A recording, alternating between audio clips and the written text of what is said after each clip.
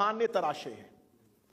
انہوں نے پہلا بہانہ جو بیان کیا ہے، میں نے اس پہ اتنی محنت کی ہے کہ جنہوں نے اس حدیث کو دفاع کرنے کی کوشش کی ہے انہیں پڑھا بھی ہے، اور جو لکھتے نہیں انہیں سنا بھی ہے کہ آخر اس کا دفاع کیسے کر رہے ہیں، کس چیز کے ساتھ دفاع کر رہے ہیں.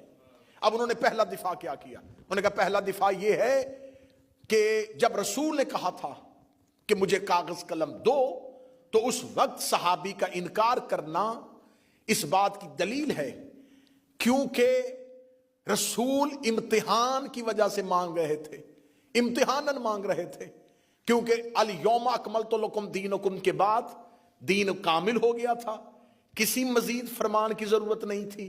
تو نبی صحابہ کا امتحان لینا چاہتے تھے کہ دیکھوں کہ میں ان سے کاغذ قلم مانگوں تو یہ مجھے دیتے ہیں، اگر یہ مجھے دیں گے تو پھر مجھے پتہ چل جائے گا کہ جب اللہ نے کہہ دیا ہے کہ دین کامل ہو گیا تو پھر یہ کسی اور نئی چیز کو کیوں لکھوا رہے ہیں. تو لہٰذا رسول صحابہ کا امتحان لے رہے تھے، تو صحابہ اپنے امتحان میں کامیاب ہو گئے، انہوں نے کاغذ قلم نہیں دیا. یہ پہلی طویل ہے. جامع الازہر مصر سے شروع کروں گا اور مرزا محمد علی انجینئر تک آ جاؤں گا جنہوں نے اس حدیث کو دفاع کرنے کی کوشش کی. دوسری طویل بیان کی. انہوں نے کہا دوسری وجہ یہ کہ حضرت عمر ابن خطاب سمجھ گئے تھے، ان کی دور اندیشی تھی کہ رسول اللہ کہیں کچھ ایسا نہ لکھ دیں جو بعد میں امت اس پر عمل نہ کر سکے اور گناہگار ہو جائے.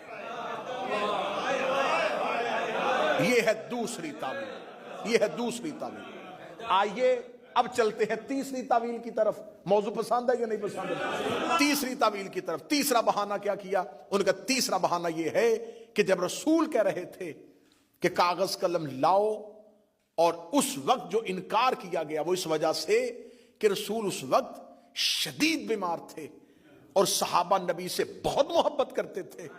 انہیں خبر تھی کہ اگر نبی کچھ لکھیں گے تو نبی کو لکھنے میں تکلیف ہوگی، تو لہٰذا انہوں نے نبی کو لکھنے سے منع کیا. یہ ہے تعویلیں، یہ ہے بہانے.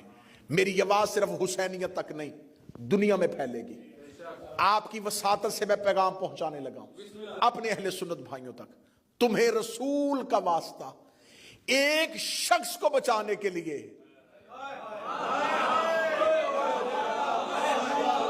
صرف ایک پرسنالٹی کو بچانے کے لیے، ایک ذات کو بچانے کے لیے، اسلام کے ساتھ اتنا گھرونا مذاق نہ کرو. حقیقت کا سامنا کرو، حقیقت کو آنکھوں میں آنکھیں ڈال کے قبول کرو. اب تم نے